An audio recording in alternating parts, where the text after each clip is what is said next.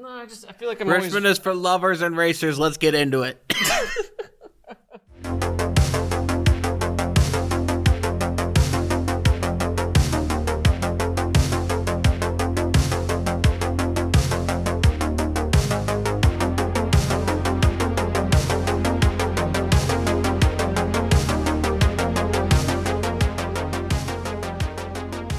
And welcome back to Dropping the Hammer with Daniel McFadin, presented by the Arkansas Democrat-Gazette. I'm Daniel McFadin, general assignment reporter for the Arkansas Democrat-Gazette.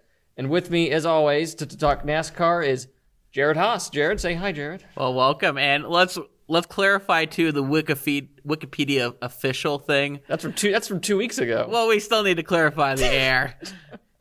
Okay. I did some reporting on that, and I was cited as a source. So we at least put that to bed, but we are back after some action at Richmond Raceway. We had the NASCAR Cup Series, had Kyle Larson claiming his first win of the season, and Hendrick is piling up the wins now. 1 lap to go, sponsored by Credit One Bank.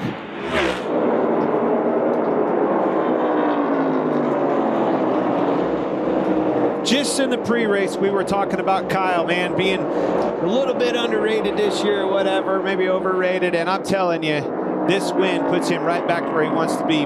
Had some tough finishes, back on top. First win of the season for Kyle Larson. 1.5 seconds ahead of teammate Josh Berry.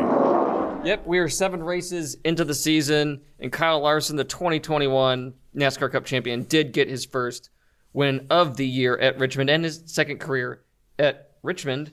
Larson now has 20 career wins, 3 on short tracks.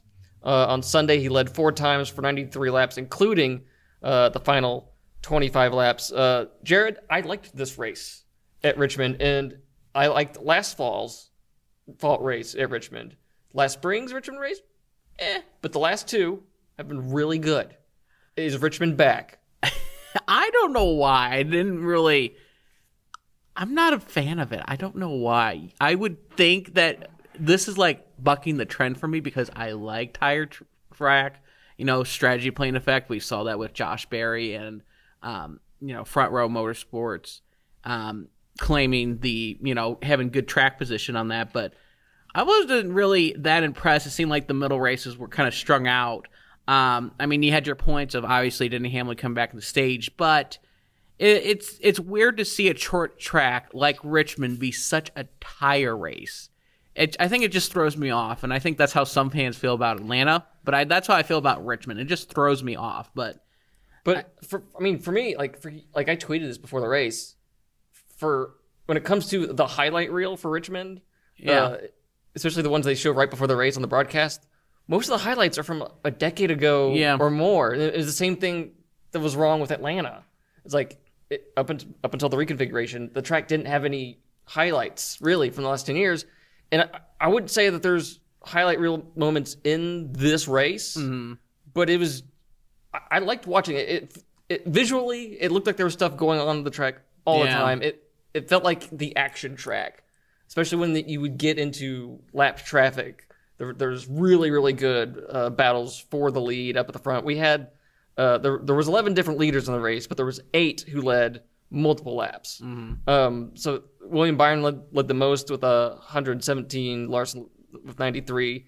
Denny Hamlin had 71, but of course he had two different penalties. Yeah, right. Well, he had one at the start of the race. Then he had a bad pit stop, speeding penalty. He looked like he was going to be the dominant car, and I actually had him as a pick to win, but he just choked it away, had a bad pit stop, was 10th, was mired back there, and just never really recovered. Yeah, and Martin Truex Jr., he led 56 laps. It looked like the Toyotas had the cars to potentially beat, but they weren't there at the end. Well, Truex didn't have the tires at the end, and he was going off on his crew chief at the radio. They didn't apparently communicate to Truex that they were putting scuffs on his tires, and he's wondering, why the heck am I falling back here, free falling like Tom Petty? And apparently they put on scuffs because they already used all their tires, the fresh tires. You want fresh tires as much as you can, but with NASCAR putting tire limits, that you have to use scuffs. They had about 6 laps on them, I think, but that makes the difference between finishing first and finishing 11th. But yeah, I was not bored with this race. It was for the most part. There were some lulls, obviously. But we had, I think this race had like its most cautions in years. We had 8 for 54 laps, but that includes one competition caution and 2 stage breaks. Yeah. So you had 5 accidents for cause, including the last one. Which led to some drama. But before we get to that, let's look at the top 10 running order. So Kyle Larson won, followed by Josh Berry, Ross Chastain, Christopher Bell, Kevin Harvick in 5th, Michael McDowell in 6th, Joey Logano in 7th, Alex Bowman in 8th, Ty Gibbs in 9th, and Brad Keselowski in 10th. So this final caution that set up the final run to the finish with Larson winning over Josh Berry. You had an incident where Christopher Bell gets into the back of, kind of slides up into William Byron, sends William Byron around into the wall. And apparently Kevin Harvick wasn't technically involved in it, but he really wasn't. And then afterwards, Bell had some words for Ross Chastain, who was in the vicinity of the wreck, but had nothing to do with it. But for some reason, Christopher Bell blamed it on Chastain, calling him a wrecking ball, which left Ross Chastain kind of speechless afterwards. It's not a good time to be Ross Chastain. You get blamed for stuff you didn't even do. Yeah, I mean the memes are going wild on social media with Ross Chastain doing thanks Ross. He seems like he's like the scapegoat now of racing. It's his fault that I wrecked. There's an aggressive racing. We've talked about respect in the garage area. And I feel like Chastain's kind of been the face of more of the aggressive driving to win. And if he's near that vicinity, you saw it at Atlanta. I believe it was Kevin Harvick when he got loose and spun. Yeah. In turn 1 and 2, they blamed Ross, but it wasn't actually Ross. And again, Ross Chastain at Richmond, he was in the facility, but didn't make contact. Vicinity, yeah. Let's not get it wrong. Ross Chastain has been responsible for a lot over the last year and a half. But yeah, he's become like the poster child. Yeah. And he's a magnet. It happens all around him. Almost every race, it seems like. I mean, it's good to at least have storylines on that. I mean, it's a little bit crazy that Chastain's getting blamed for it, but he seems to be the person with the most person at it that's driving those storylines and thinking like, oh, you know what? I got spun. I'm thinking of Ross Chastain. I mean, he's grew up as a hard-nosed racer. I think we've talked about Ross Chastain's rise in our intro episode, but he's proving himself that he's a contender up there, and it's not his fault, but he's, like I said, racing that way that, racing hard and might take a little bit more than he gives, but he finished 3rd this race weekend, and I mean, he did lead some, looks like he led some laps, but he wasn't like the main factor though. No, but whatever he's doing is paying off. He's now 2nd in points right now. So keep doing what you're doing, Ross. So Hendrick wins. They're now 3 for 3 this year on leading the most laps and winning the race. So Kyle Larson's got a win. William Byron's got 2. But of course, this is Larson's first win after he led like 200 laps at Phoenix. So, but it's been kind of weird for me because people are kind of been saying, oh, like Larson's, he's getting redemption this week. It's like redemption for what? Like he led the most laps, didn't win a race. It happens. It's just that seal in the deal effect. I think that's why they're thinking of redemption, because when you have dominant cars, when you're leading up front, when you have the expectations, Kyle Larson, after what he did in 2021, not falling off a cliff, but not following up those results that he had with 2021 into 2022, your expectation is to go out and win multiple races in a season for Larson. And I felt like he had that on his back. And to always get your first is usually the easiest. Yeah, but here's the thing about Larson. What he did in 2021, for him, is a huge anomaly. Yeah. In his NASCAR career. Yeah. Outside of that, he's never strung together seasons with multiple wins, pretty much. and he had 2 last year. He kind of returned to the mean. He had 3 last year. 3, okay. He had 4 wins in 2017, but I think this is also Kyle Larson being in much better equipment. Yeah. I mean, 2021 was his first season with Hendrick Motorsports. If that's the first season, it's hard to he had a little bit of a sophomore slump, but I mean, he's trying to pick up where he left off in 2021. Yeah. But anyway, let's moving on. Let's talk about Josh Berry. I find this amusing, and I might write about this in my my weekly column at frontstretch.com this week. Clint Boyer at one point called Josh Berry a kid, like during the broadcast. And I'm like, Josh is the same age as me. Yeah, I'm 32. He's no kid. No, he is a grown adult, and but it's so weird because he is at this point in his career, in his early 30s, just now getting this kind of shot at Cup. I mean, it's because of Chase Elliott's injury, but still. And Jeff Gordon said after the race that Josh Berry has a future in Cup, which I don't think he says that lightly. No, I think he definitely means that. And we got to see a little bit of that today, though. Part of that on Sunday was pit strategy stuff, which allowed Josh to restart up front after a caution, and then he stayed there for the last 25 laps or so. I think even Dale Jr. said that Josh Berry has a future in the Cup Series too. Well, if anyone's going to say it, it's going to be him. They're friends. So. Well, yeah, he's his driver too. He said that, I believe, right after this when Josh Berry won the Snowball Derby. But he's kind of had that really rough and tugged, like old school type of NASCAR driver, because we've come to the young generation where we expect these drivers to be like 21 and be in the Cup Series and be already Xfinity Series championship, kind of like what happened with Ty Gibbs. But Josh Berry's taking the old, route of, being like 30 and in the Cup Series, making his, debut. He made his Cup Series debut when he was 30. So and that was like in the olden days because go back to the 90s. It was like that. Oh yeah, you're in your Jeff Gordon 30s? was the face of that movement, but it's weird to see how much he's developed. He's kind of been with the late models with Dale Jr., having those rides in Xfinity and kind of rising to that occasion. I believe he even won for Michael Annett when he was out and injured at Las Vegas. Yeah, so.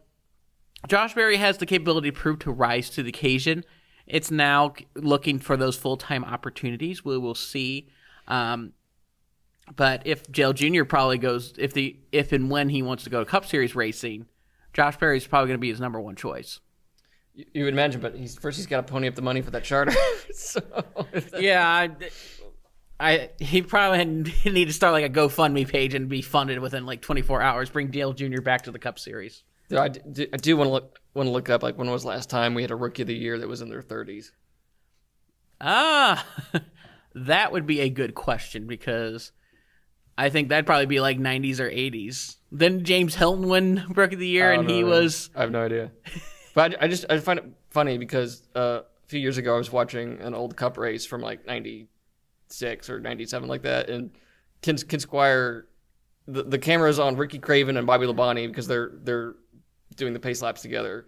And Ken Squire says, "We got a youth movement in NASCAR," and he's talking about them. And at the time, Ricky Craven and Bobby Labonte were in their early 30s. Yeah. It was. So I got a hoot out of that. So yeah, moving on. So what kind of grade would you give this Richmond race? I mean, it was decent. I'd give it like a C+. C+? Ooh. C+. I mean, it wasn't wow, but it wasn't too spectacular. All right. So I would give Richmond a B. Okay. Like I said, they were making passes on the outside. Yeah. It was really funky to see him riding against the wall early in the race. Ricky Stenhouse Jr. Yeah. Like before he had his brake problems was like really making some hay up there. Like it looked like he might have had a car that could have had a say in the race, and then first pit stop, he has to go back to the garage, unfortunately. But no, I liked it. It's still not my favorite of the short tracks. It's never been. But it put on a solid race, and it 2 races in a row there, and so that's got to be good for that track going forward. Yeah. But, I mean, we'll see with, like I said, we'll probably get in the news, too, with the track of how the configuration is of, is this really the future of the track of Richmond? Does it need to be the short track that tire wear is super, uber critical, where Chandler Smith goes a lap down because he didn't change tires in the Xfinity race? That actually happened because I think they had a competition caution, and they didn't pit for, I think it was 15 laps. They stayed out on tires, and they were so slow that they got lapped, and he never really recovered from that. I'll take your word for it. I didn't get to watch the Xfinity race because I was busy covering tornado damaged Wynn, Arkansas Saturday. He has a real life. Yeah, I'm sorry. I mean, we try to be our best to cover it, but yeah, that was the interesting nugget from the Xfinity Series race that John Hunter and Chandler Smith both went down, but John Hunter and Nemechek got the free pass right when the stage ended there. But let's carry on to our next segment. Well, before we go, wait a minute, folks. Before we go, I think we should just make note. Michael McDowell finished 6th. Yes. Year. He also benefited from the same pit strategy that Josh Berry did. Eric Almirola finally finished in the top 15. He finished 13th. So good for him. And I believe Ty Gibbs, he was 9th. I think he has 3 straight top 10s now. I think he's finished 9th. So he's starting to get, that's a little bit of starting to get that rhythm, because from what I saw before the season, he wasn't really finishing, when he was substituting for Kurt Busch. But yeah, Ty Gibbs, he's finished 9th in 3 straight races. That's impressive for a rookie. So good for him. Also, you mentioned Chandler Smith. He finished 17th in his Cup Series debut, which if you can make it to the end of your Cup debut and you don't get mentioned, yeah, you're doing good. You're doing good. And he won his first career Xfinity race that weekend as well. Yes, he did. So congrats, Chandler Smith. So all right, moving on to the news of the week.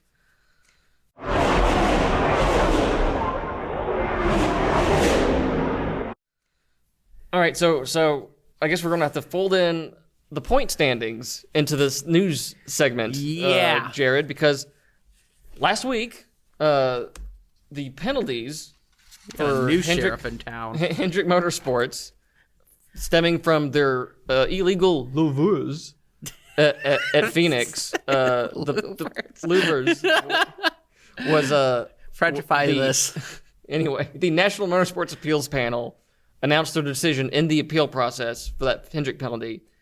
They ruled that, yes, Hendrick did violate the spirit of the law. They did it. Chad Knaus admitted in interviews. They did it. But the National Motorsports Appeals Panel rescinded all the points penalties that have been levied against Hendrick Motorsports. They kept in place the suspensions against the 4 crew chiefs, Cliff Daniels, Rudy Fugel, Blake Harris, and Alan Gustafson. I can't pronounce his name. And that penalty will now go through this weekend at Bristol Dirt. But the 100-point penalties against each team and the 10 playoff point penalties against both teams were rescinded. So now, Jared, what are the point standings after 7 races? Well, we'll get into this segment after the news stuff of frying my egg, but we got Alex Bowman here in first, and then Chastain, Bell, William Byron is back up in the top 10 at 4th, Harvick 5th, and then there's Mr. Kyle Larson in 6th. Like I said, remember what we've said week in and week out. Points don't matter. It's just all about those wins to get into the playoffs. But Hendrick Motorsports has 3 drivers back in top of the 3 of the 6 spots in the top 6. Yep. And so that brings us to our new segment here on Dropping the Hammer, called "You Know What Fries My Eggs" with Jared Haas. So Jared, this week, what's frying your eggs? You know what fries my egg is this appeal process of what happened. Pretty lenient to give Hendrick Motorsports their points back. NASCAR has specifically been saying, no, don't mess with these parts. And Jordan Bianchi has a great article in The Athletic talking to some of these drivers and, actually crew members and NASCAR officials, that this says precedent of, you know what, we can mess a little bit.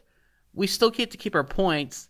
with after what happened with it's announced, basically they've already sent them in their vacation, but they've already still been in contact with the team itself. Yeah.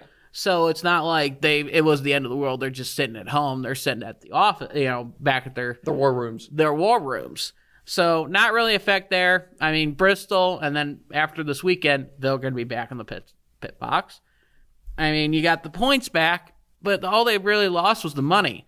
And if Justin Haley doesn't get the same treatment, that's some fishy stuff right there with the appeals panel, because he got caught basically with the same penalty, same part that he got realized. And Justin Haley has 1 point. He is out of the negatives this week. So we're curious to see how the appeal process goes for Colleague Racing. But if Colleague Racing gets a different penalty set than what the appeal process gave to Hendrick Motorsports, that's a bonkers. And that really fries my egg this weekend. So, well, part of the problem with the National Motorsports Appeals Panel is that there's no transparency to it.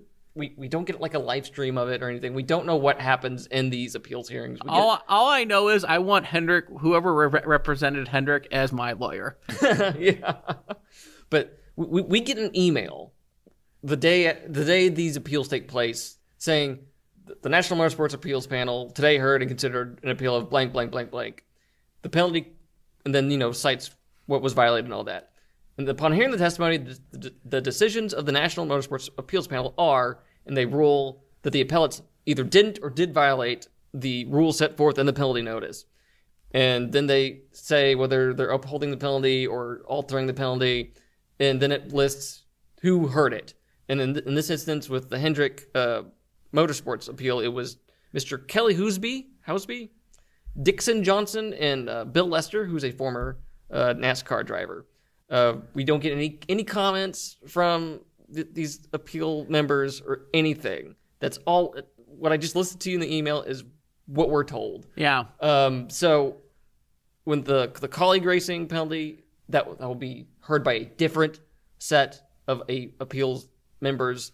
So I mean, the outcome could be different. Yeah. It could be different. Yeah. It's weird. Yeah. And there's no transparency, and I really wish they would. And they tried to make transparency with, don't mess with our parts. And now we're just opening the floodgates of, what can we get away? This was basically a $400,000 experiment of Hendrick Motorsports. Can they mess with this part or not? And they got caught. So that's basically more or less a slap in the wrist for R&D purposes. Yeah. So we'll find out what happens to Colleague Racing. Because they had the exact same infraction as Hendrick Motorsports, and if they don't get it overturned, there's gonna be a lot of screaming. We're gonna fry a lot of eggs this weekend. It's gonna be like a Waffle House in here. All right, okay, all right. That's enough of the news for the week. Moving on to this week's race at Bristol Motor Speedway. On dirt. Oh, boy.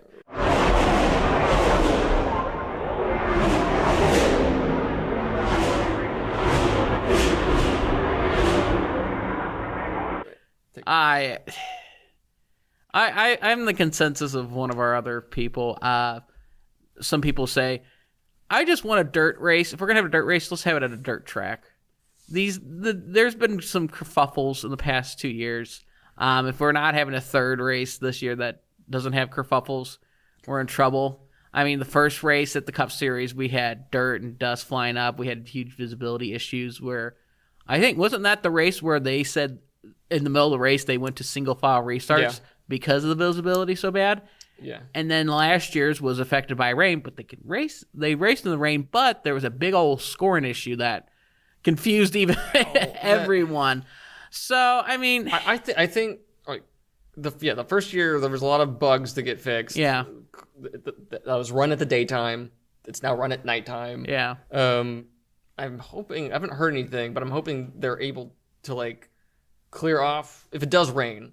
I'm hoping they send out some car to whip around it a few times and get all that loose mud. They got to pack it in there. Yeah. Yeah, you got to get some people to pack it in there. It's a process. It's a lot different process of drying a dirt track compared to drying a paved track. I mean, NASCAR's kind of more or less perfected the Air Titan with how efficient it is compared to jet dryers, but it's a whole different animal drying a dirt track. But this is year 3 of NASCAR holding dirt races at Bristol Motor Speedway after going 50 years, basically, since 1971 without a dirt race. Last year's race, which was won by Kyle Busch after a dramatic last lap encounter between Tyler Reddick and Chase Briscoe fighting for the lead. They made contact and spun, and Kyle Busch squeaked by and got the win. The winner in year 1 was Joey Logano. Going into year 3, are you still excited about Bristol Dirt?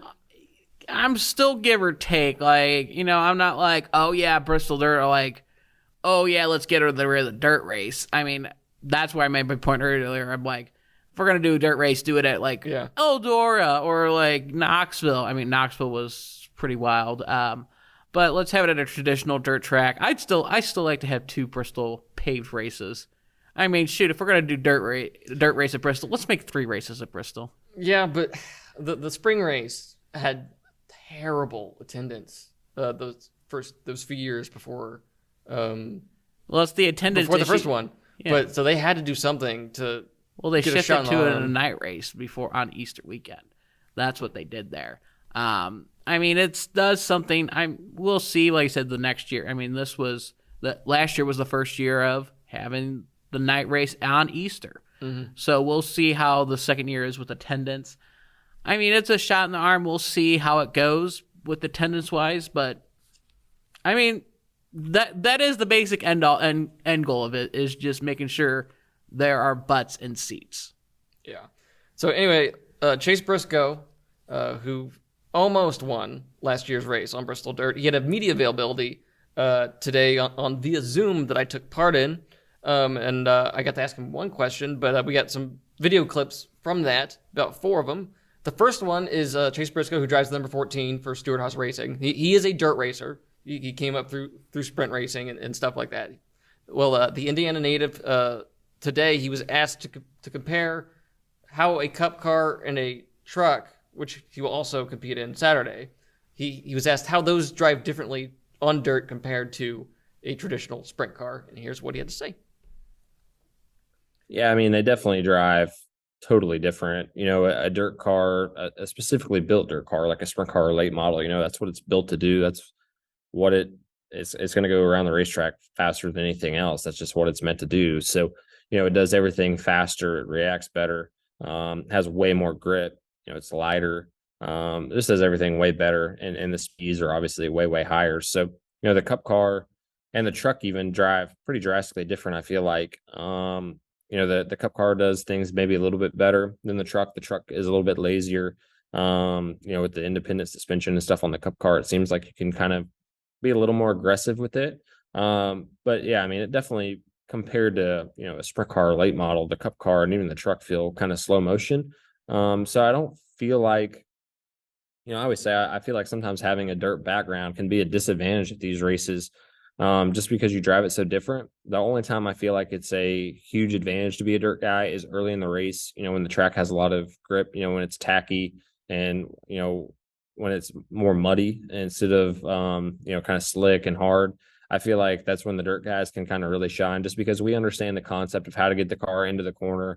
You know, it's so opposite for all these non-dirt guys to go into the corner and you know, lift way early and then be wide open. You know, so we just understand how to get the car to turn when it's like that. And then obviously if it comes like it was last year to, you know, running the cushion and running up on the wall and just how you have to run, you know, the car, I feel like having dirt background helps in those situations. But when it's, you know, slick and slow around the middle of the bottom, it's almost a disadvantage, I feel like, to be a dirt guy, because it almost is more of just a really slick, wore out pavement track.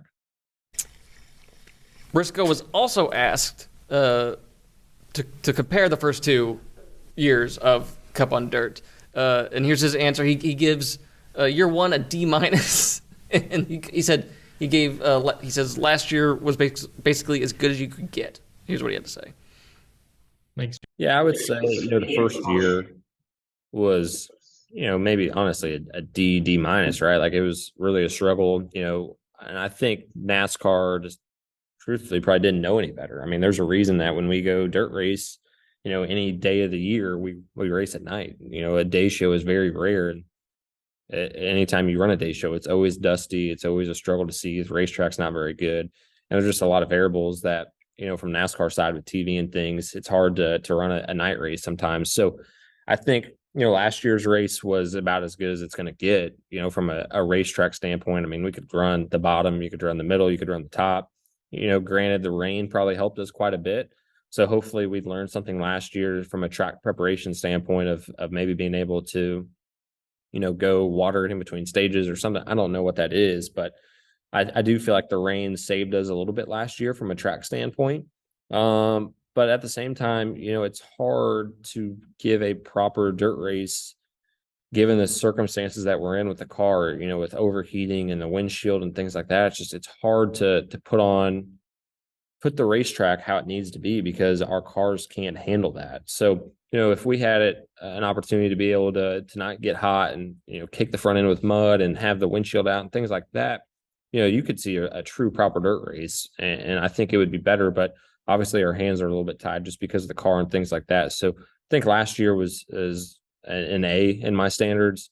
I thought the race was really good from a track standpoint, things like that.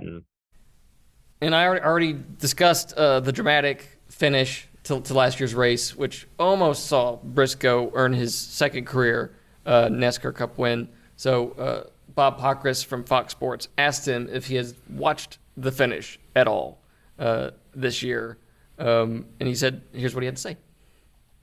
Yeah, I mean, truthfully, I haven't watched it back this year yet. But I mean, I've definitely watched it back other times. And I think for me, it's one of those things I wish that I could do 100 things different, right? Like I wish I would have caught him earlier so that the one lap, the one opportunity I had to even attempt to pass wasn't the last lap, the last corner.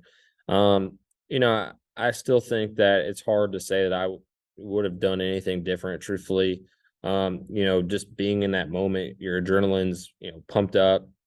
I'd ran him down almost a straightaway in 10, 15 laps. So this whole time you just see, him getting closer and closer to me and your adrenaline and anxiety is getting higher and higher as the laps dwindle down. So, being in that position, you're running dirt. I was running the cushion super, super hard and you get in this mindset of your dirt racing. And, if I would have caught him with 5 to go versus the last lap, last corner, it would have been a little bit easier to probably try some different things. But, at that moment in time, I felt like that was my best opportunity to win the race. And, I went into the corner to slide him and really quickly remember that I was in a car that you cannot throw slide jobs from even a half a car length back. And, I did everything I could at the time to try to stay off of him. I think even Tyler was talking about it, how in his interview, he could hear me running wide open, trying to stay off of him. So, for me, looking back on that race, yeah, I wish the ending would have been different, not only for me, but also for Tyler. It obviously worked out for Tyler. He's had 4 wins since then, but, yeah, I think, it helped. I think the only reason I didn't get a black eye after that race was because it was a dirt guy I did the move to. If that's somebody that isn't Kyle Larson, Ricky Stenhouse, Christopher Bell, or Tyler Reddick in the field, I'm probably getting a black eye after. But all 4 of them guys understood where that move was coming from. And, even Tyler said he would have done the exact same thing because that's just what you do in those situations when you grow up dirt racing. And we'll close this out with my question for Chase Briscoe, where I ask him, of all the Cup drivers with non-dirt racing backgrounds, I asked him who he was most impressed by, how they've done over the first 2 years, and his answers were Joey Logano and Daniel Suarez. And here's why he chose them. Kind of going off of Jim's question earlier, through 2 years of this, of the Cup drivers with non-dirt backgrounds, who has impressed you the most with what they've been able to accomplish so far during this whole dirt experience? Yeah. I mean, Joey Logano, I remember saying literally before we went to Bristol for the first time on dirt that Joey Logano is a guy that I think could go and win just because I feel like his car control is just unbelievable. He's so good at what he does and has really zero dirt experience. Kyle Busch has a little bit of dirt experience, but yeah, Joey would be one that really surprised me. And even last year when it was more of a typical dirt track style, I thought Joey did a really good job. I think he was running 3rd or 4th there at the end. So he's somebody that I've always been just honestly amazed by his talent and ability. But really, surprised me, but at the same time didn't surprise me. But, I would say, even Daniel Suarez has kind of surprised me at how good he's been the last 2 years. That's a guy that I would typically think would struggle when we go to a place like that. And has done a really good job both years and kind of been up front, being able to battle for leading laps and things like that. So I would say Joey would be my easy answer, though. All right, Jared. So Sunday, Bristol Dirt, year 3. Who wins? I think you mentioned it. There's 2 drivers that I'm going to watch. First one you made mention, and Chase Briscoe made mention, is Joey Logano. He's one of the 4 drivers. I think he's finished in the top 10 in both events. Won at the inaugural event on dirt, and then finished 3rd last year. And Logano has proven that he has the adaptability to win on these tracks that kind of more have question marks at them and perform well at that. So I'm looking at Logano. And then, of course, I'm looking at last week's winner, Kyle Larson. Pretty dominant dirt racer. I mean, he hasn't fared well in these Cup races yet, though. Well, he finished 4th last year. Oh, he did? Okay. He finished 4th last year. Yeah, the year before he had issues. I think he won. He was on the pole, but I think he was involved in a wreck. But, I mean, when you get in the hornet's nest, don't be surprised if you get stung. So I'm looking at Logano and Larson as my 2 drivers to pick. We'll have to see how it shuffles out. I'm leaning more towards Logano, but Larson's a pretty strong driver there as well. So I think it's 5 and 22 barreling down in turn 3 and 4 in the final lap. Okay, all right. I'm going to take Tyler Reddick. Not a bad pick. I think I'm just going to start picking the guys who came in second last year because I chose Chris Buescher for Richmond, but he didn't do well. Yeah. But no, Tyler Reddick, he led 99 laps in this race last year before, Briscoe went bonsai into that turn. And where did he even finish? He's finished second. No, where did Briscoe finish? Oh, Briscoe. After his accident, yeah, Reddick finished second. Briscoe finished 22nd. 22nd. But no, I think finally a dirt guy is gonna get a win here in the Cup Series on dirt. So yeah, I'm going with Tyler Reddick to get win number 2 of the year. So made our picks. Okay. So I got Reddick, you got Logano. So we'll find out who wins Sunday night, where the race is held at 6 p.m. Central on Fox. Any closing thoughts, Jared? Well, I mean, we're going to have to bring this up next week after this Bristol Dirt race to unpack everything that happens here. We saw a lot of carnage there, especially the first year. Some torn up cars. I remember seeing a picture of Ryan Blaney's car from 2021. Literally the whole left side missing. So this is going to be a fun one, unique experience to watch, especially if you are a newer NASCAR fan. But I'm looking forward to it. So anyway, thanks again for listening and watching this week's episode of Dropping the Hammer. I'm Daniel McFadin. This is Jared Haas here. You can find me on Twitter at Daniel McFadin, or you can email me with questions or any comments, criticisms at dmcfadden@adgnewsroom.com. And Jared, where can they reach you? They can find me at Real Jared Haas on Twitter. All right. Thanks again for listening to Dropping the Hammer. We'll be back next week. Take care.